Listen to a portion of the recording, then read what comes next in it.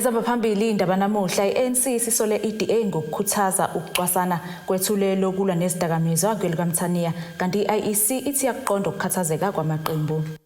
Lezi izindaba ze-1KZNTV ifundelwa samukeliso wanqulunga ngikubingelele mbongele. Unobhala jikelele usabambile weqembu likakhongolose uJesse Duarte uthi ke imbhale kwezingqembe ze-DA zokukhankasela ukhetho esifakwe ePhoenix eThekwini sikhombisa ngokusobala ukuthi leli qembu lifuna kube noqhekeko kanye nokucwasana kubantu bakuleli. uDuarte ke usho kanje ngenkathi ke ehambele kule ndawo namuhla ukuyonxenxa kamavoti enhlangano yakhe kanye nokuxoxisana namalungu omphakathi kuWard 50 eThekwini. Inhlangano i-ANC kuzwelonke ithi saxoxisana nabameli bayo ubheka ukuthi ingalifaka kanjani kwabezomthetho udaba lwezingqwembe ze-DA yesibhala ukuthi ANC yanibiza ngabantu abacwasayo thina DA sinibiza ngamaqhawe okuyizingqwembe esifakwe endaweni yasePhoenix ngolwesibili kulona leli sonto njengoba kuqhubeka imikhankaso yokhetho. Indawo yasePhoenix ngoJulayi kwalonyaka kubulawa abantu abawu-36 egameni lokuthi bathi abamdaba baseNdiya babevikela amabhizinisi abo kade kucikelwa phansi izitolo. Ekhuluma kade kuqhubeka umkhankaso wokunxenxa ivoti khona ePhoenix usekela nobhala uJesse Duarte uveza ukuthi lo mbhalo bawuthatha njengohlazo wathi futhi uqhuquzela ukucwasa wabeseveza ukuthi kumanje sebefaka isikhalazo kwinhlangano yamalungelo abantu. Our legal team is looking at that right now. We haven't made a decision yet, but on the Human Rights Commission one we have. We're clear. It has to happen. The province has made a statement already to that effect, and the legal team is supporting the province's application to the Human Rights Commission. uDuarte uqhubeka ngokuthi abanye vele bengazibona bengamaqhawe ngezinto abazenza ngesikhathi isembhikisho okuyinto athi abahambisani nayo wathi kumele sisetshenzwe kanzima ukubuyisa uzwani kanye nokulingana kuleya ndawo ngoba makuzitshwa yikho into ezolunga. There might be people who see themselves as heroes, and that the DA might be pandering to that sentiment, but it's a sentiment that cannot go anywhere. Our message is we need to actually build cohesion in this community. We have no other option. People live together here. Ephendula umbuzo wabezindaba ngodaba lwamalungu e-ANC asephakamisa ukuthi afuna ukuqondisa izigwegwe umholi we-ANC uCyril Ramaphosa ngodaba lokunqaba ukuveza izitatimende zasebhange eziveza abaxhasa umkhankaso wakhe we-CR17. uDuarte uthi labo bayayazi inqubomgomo yeqembu okumele bayilandele. Discipline in our organization, everybody must follow that system. So you can't just wake up on a Monday morning and write a letter and say we want to discipline so and so. It has to be discussed collectively and understood that we all agree that this must happen. So ordinary members have a voice in their branches, and it's a very democratic system, and we're not going to change that system because you don't like it. Esatimenteni esikhishwe i-DA osukwini namhlanje baveza ukuthi emva komhlangano ababenawo basezinhlelweni zokuzisusa lezi zingqwembe. Ngodeba Khosibisi wezindaba ze-1KZNTV Kibika ngise-Phoenix. Undunankulu wesifundazwe saKwaZulu-Natal uSihlezi Kalala uthi kuzoqiniswa kakhulu-ke ezokuphepha kulezo ndawo ezingobhotsho ongeniswa ngazo-ke izidakamizwa kulesi sifundazwe. uKhuzeni kusho lokhu ngesikhathi kwethula uhlaka oluzola nokusetshenziswa kwezidakamizwa kanye nophuzo oludakayo oluholwa ngungqongqoshe wezokuthuthukiswa komphakathi uNonhlanhla Khoza-ke emcimbini kobubanjele eThekwini namhlanje. Kwethulwe ngokusemthethweni umkhankaso ohloso ukuqwashisa nokulwisana nokudayisa nokusetshenziswa kwezidakamizwa. Ethula lo mkhankaso undunankulu wesifundazwe kwaZulu-Natal uSihlezi Kalala udaluleke ukuthi baphatha kabi ukwazi ukuthi izinga lokusetshenziswa kwezidakamizwa selikhule laze lafika esigabeni lapho zikhiqizwa kuso lesi sifundazwe njengoba esemaningi amacala ababoshwa bebanjwe bekhiqiza izidakamizwa. Lama-drugs amanye ayenziwa la sibonile amaphoyisa ebamba abantu aba-responsible abenza ama-drugs. Sibonile futhi amaphoyisa ebamba abantu abashushumbisa lama-drugs. Kodwa kuclear ukuthi ngeke sigcine nje ngokuthi siyekelele emaphoyiseni. Kunabantu abasebenzisa lama-drugs okudinga bafundiswe bavikele. So iforum izosilekelela ekutheni ibambisane ngoba phela yakhiwe inhlangano ezihlukahlukene o inhlaka ezihlukahlukene kusukela kuma non-governmental organizations uya kuma universities researchayo uya kuma departments. Lesi sifundazwe sibalwa nezinye ezibhekene nenkinga yophuzo oludakayo kanye ke nezidakamizwa ezahlukene kanti ke ezihamba phambili yiwunga nokuholela ke ekunyukeni kwesibalo sobugebengu ukuhlukumeza ngokubulili izingozi zomgwaqo nokunye ke okuningi kulo mcimbi obubanjelwe eThekwini kuphinde kwethulwa amalunga azosebenza umsebenzi wokulwisana nokusetshenziswa kwezidakamizwa emphakathini eyahlukene esifundazweni. Ukuzeni uthi bazophinde baqinise kakhulu umthetho emachwebeni nasezikhumulweni zezindiza njengoba sebebonile ukuthi likhulu olushaya amanzi khona. We are tightening the entry into South Africa.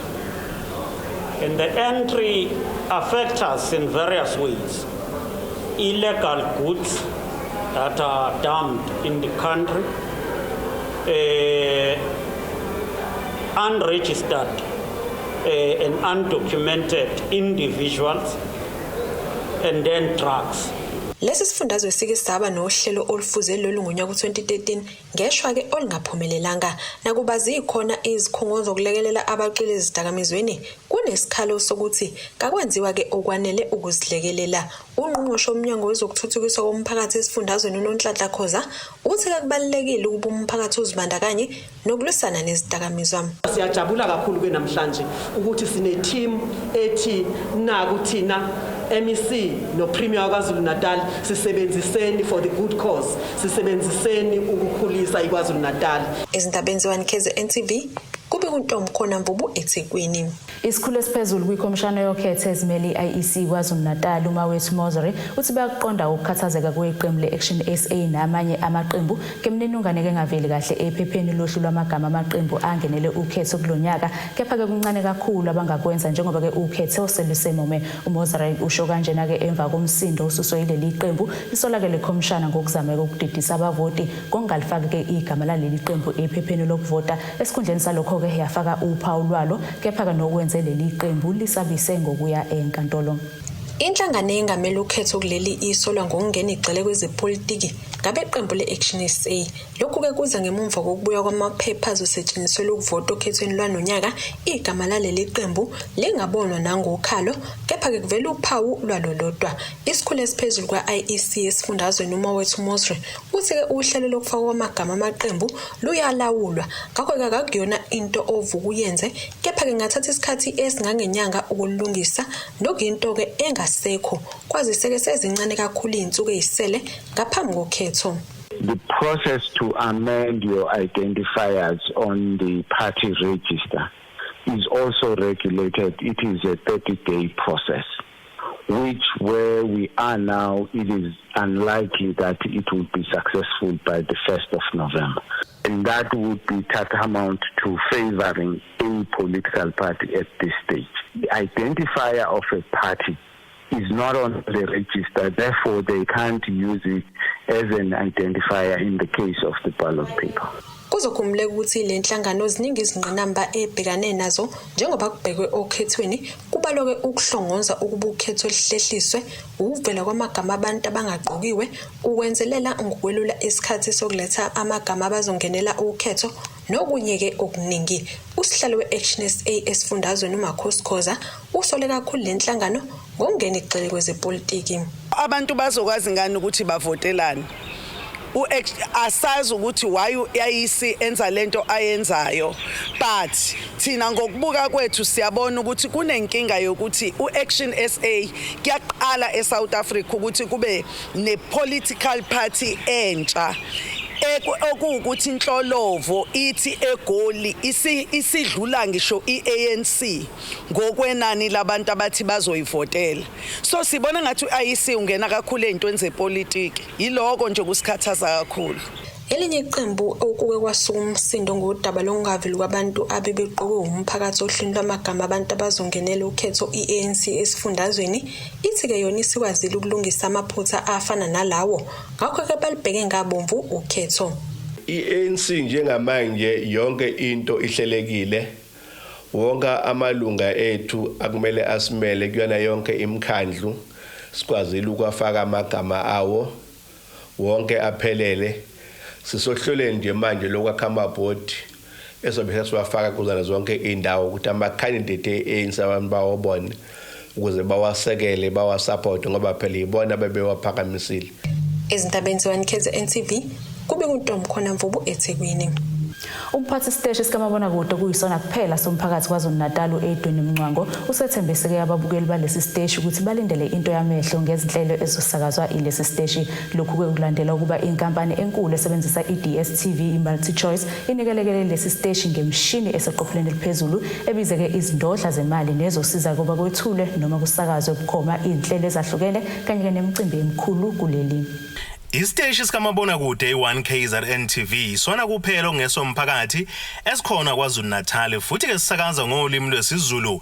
Inhlelo ihlanganisa umculo wesintu, ezenkolo, zindaba njalo njalo. Kanti ke sihlanganisa ke iminyaka eli-11 esasungulwa. Namuhla ke kwenzeke inqophamlando abaka-Multichoice besinikelela ngemishini eseqophelweni eliphezulu nezokwenza kube lula ukucoshela indaba nokusakaza bukhoma ezinye izinhlelo ezahlukene nokungaba ke imicimbi emikhulu kuleli. Umnikelo le donation lesiyenzile is phakathi kobudlalwane kweMultichoice ne-newsroom kunye ne-1KZN. Si-Multichoice ke asiqali ukuyenza lento le, siyazikhulisa ema-communities lesi la sinema-offices nema-operations ethu khona, and ke le 1KZN is one of them. Kanti ke lezi kube izindaba ezimnandi ezehlise kuhle kojulo ehle indevini zika-Aaron waseBhayibhelini.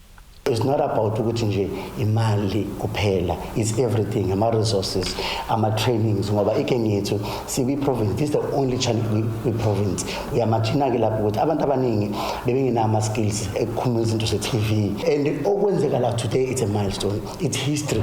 Yabona ukuthi wow, sesokwazi nathi ukhava imicimbi wesilo, as we know, kwindlunkulu there's a lot of imikhosi bakhona, sesokwazi ukwenza live lo. Umpangazi ethu bese edonsa ngendlebe isebenzi kulesi siteshi ukuba ke ziyiphathiswa kwezikhali zamantungu lemshini futhi wathembisa kulo zolo ababukeli.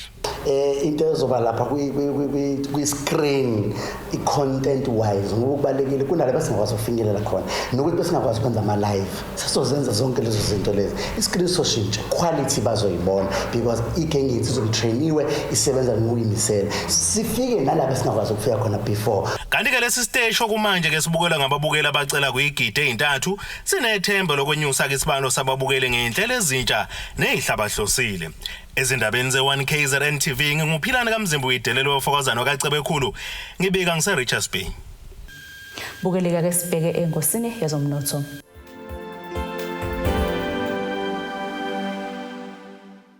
Irandi lu-14.92 emaqhathaniswa nedola laseMelika libe u-20.27 emaqhathaniswa nopond waseBrithani libe u-17.26 emaqhathaniswa ne-euro yase-Europe. Igolide lona libe $1,764.02 i-ounce kutholo ngahluziwe wona ube $80.83 umphongolo.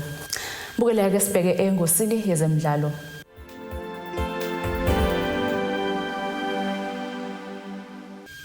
Kuqopheke umlando kebholeni laseNingizimu Afrika ngesikhathi ke inhlangano esingethe ibhola kuleli ISAFA imemezela ke ukumisa emsebenzini onondweba nobesizana naye ngokubeka ke ipenalty esuseke ukukhuluma kumdlalo weDStv Premiership phakathi kwaMaZulu neKaizer Chiefs ngempela sonto edlule.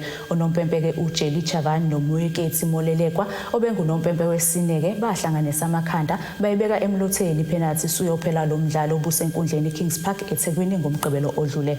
Bobabili ke laba batholeke bese iphutheni lokuhluleka ukwenza umsebenzi wabo ngendlela elindelekile kubo baseke bemiswa amasonto ayisithupha ukudlalisa imidlalo yeGlad Africa Championship yeDStv Premiership. Bukeke nasi isimo sezulu esikalindeleka osukwini lakusasa.